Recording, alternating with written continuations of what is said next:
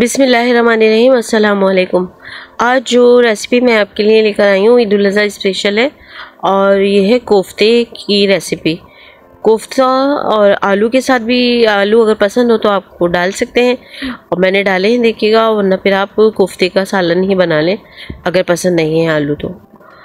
अच्छा, इसके अलावा मैंने बहुत दिन से आपसे किसी टॉपिक पर बात नहीं की, वो मुझे ये करनी थी कि बकरीद के मौके पे, क्योंकि वाफिर मिक़दार में गोश्त तो होता ही है, तो इसलिए अच्छे अच्छे खाने बनाएं और अच्छे अच्छे खाने बनाकर सबको खिलाएं, घर वालों को, जो भी दावतें होती हैं उनमें। लेकिन ये कि अपने आस पड़ोस में जो लोग जिनकी कुर्बानी नहीं होती या जो इस तरह से वाफिर मिक़दार में गोश्त नहीं खा पा रहे, तो उनका भी ख्याल रखें और उनको भी अपने खाने के हिस्से में से एक दो प्लेट हिस्सा निकाल कर उनको भी पहुंचाएं, ताकि कि आपके खाने में बरकत हो, आपके रिज़्क़ में बरकत हो और अल्लाह ताला की रहमत से आपको और ज़्यादा अल्लाह की नेमतें अता की जाएं।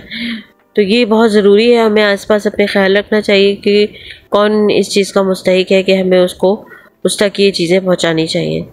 तो बहुत सारे ऐसे लोग होते हैं जिनके यहाँ कुर्बानी नहीं होती और उनके पास गोश्त भी नहीं होता और वो रोज़मर्रा की तरह वही दाल सब्ज़ी खा रहे होते हैं। तो हमें इस बात का ख्याल रखना है कि उन तक हम अपने अच्छे अच्छे खाने पहुंचाएं, ताकि कि उनको भी जो खुशी हो, उनके दिल से हमारे लिए दुआ निकले और हमें अल्लाह ताला बहुत नवाजे। तो ये सारी चीज़ें, और इसके अलावा ये कि अपने बच्चों को घर में दाखिल होते ही ये बात सिखाएं कि घर में दाखिल होते ही पहले सलाम करना है, चाहे कोई बैठा है चाहे नहीं, लेकिन ये कि सलाम ज़रूर करना है।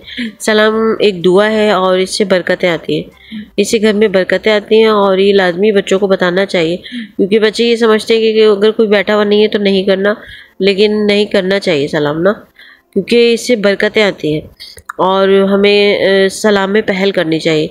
चाहे हम किसी को जानते हैं या नहीं जानते, सलाम के लिए ज़रूरी नहीं है कि किसी को हमें जानना ही ज़रूरी है, किसी को कोई रिश्तेदार हो, किसी से कोई ताल्लुक़ हो, जब भी हम सलाम करें।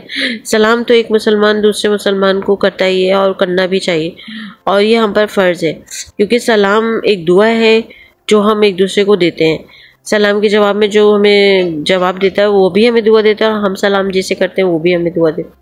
तो अल्लाह ताला हमें नेक कामों पर अमल करने की तौफीक अता फरमाए और हमारे बच्चों को भी इतना नेक और सालेह बनाए कि उन्हें हम एक दफ़ा बताएं और वो इतनी अच्छी बातों पर फ़ौरी अमल करना शुरू कर दें। तो ये आप बताएंगे तो इंशाल्लाह आपको अंदाज़ा होगा कि घर में कितनी बरकतें आएंगी। और ख़ुद भी जब भी घर में दाखिल हों अस्सलाम वालेकुम सबसे पहले करें, और अगर हो सके तो एक बार सूरह इखलास भी पढ़ लें, तो फिर आप घर की बरकतें देखें क्या बढ़ जाएंगी। आपको ख़ुद अंदाज़ा होगा कि हम वाकई अल्लाह के कलाम में या हमें दीन पर चलने में या ये नेकी की अच्छी अच्छी बातों पर चलने में हमें कितना ज़्यादा अजर व सवाब भी है और बरकत का बाइस भी है हमारे लिए। तो ये देखिए, मेरी बातें करते करते ये डिश तकरीबन एंड पर है, तैयार होने वाली है और ये कोफ्ते मैंने रेडी करके इसमें शोरबे में डाल दिए। और आलू, क्योंकि मेरी पूरी फैमिली को पसंद है कोफ्ता आलू का सालन, इसलिए मैंने डाले। और अगर जिसे पसंद हो वो डाल लें, जिसे नहीं पसंद और जिनके घर में नहीं पसंद किया जाता है आलू साथ में, तो वो ना डालें। बगैर आलू के ही इस तरीके से, बहुत इजी तरीके से, इजी मेथड से और बहुत ही लजीज सालन बना के तैयार कर लें। तो ये सालन बहुत ही टेस्टी बना था और कोफ्ते इतने सॉफ्ट, क्योंकि इसमें जो चने का आटा डाला है ना, उससे इसकी बाइंडिंग भी हो गई थी और ये टूटे नहीं है। और इसमें कभी भी चमचा नहीं चलाना चाहिए। देखिए, मैं जिस तरह हाथ से भगोने को पूरा हिला रही हूँ, इसी तरीके से इसको हिलाकर ही मिक्स किया जाता है। चमचा चला के ये अक्सर टूट भी जाते हैं, वैसे तो खैर मैं चमचा भी चला लेती हूँ, अल्हम्दुलिल्लाह मेरे नहीं टूटते। तो ये कि आप लोग भी इंशाल्लाह ऐसे बनाइएगा, ट्राई कीजिएगा और आपको पसंद आएंगे और टूटेंगे भी नहीं, बिल्कुल साबुत बनेंगे, बहुत ही लजीज बनेंगे। तो बस ये थोड़ी सी हर धनिया की गार्निशिंग कर दी मैंने, उससे और सालन में रौनक आ गई। और ये कोफ्ता देखें बिल्कुल साबुत है, बिल्कुल क्रैक नहीं आया, कोई टूटा नहीं है, कुछ नहीं। और चमचा भी चलाया तो उस पर भी वो टूटे नहीं, आराम से मैं चमचा चला रही हूँ। तो ये इंशाल्लाह ट्राई कीजिएगा और मुझे कमेंट करके बताइएगा कि आपको कैसी लगी है मेरी रेसिपीज़, आपको कैसी लग रही हैं। और अगर मेरी रेसिपीज़ आपको पसंद आ रही हैं तो प्लीज़ मेरा चैनल लाइक करें, शेयर करें, सब्सक्राइब करें और मुझे सपोर्ट करें, ताकि मैं इंशाल्लाह आपको इससे भी ज़्यादा अच्छी और बहुत ज़्यादा अच्छी रेसिपीज़ हर आने वाले नए दिन में सिखाती रहूँ। और मेरा चैनल को ना शेयर ज़रूर करें अपनी फैमिली में, फ्रेंड में। ठीक है, इंशाल्लाह नई रेसिपी के साथ मिलूँगी। अल्लाह हाफिज़।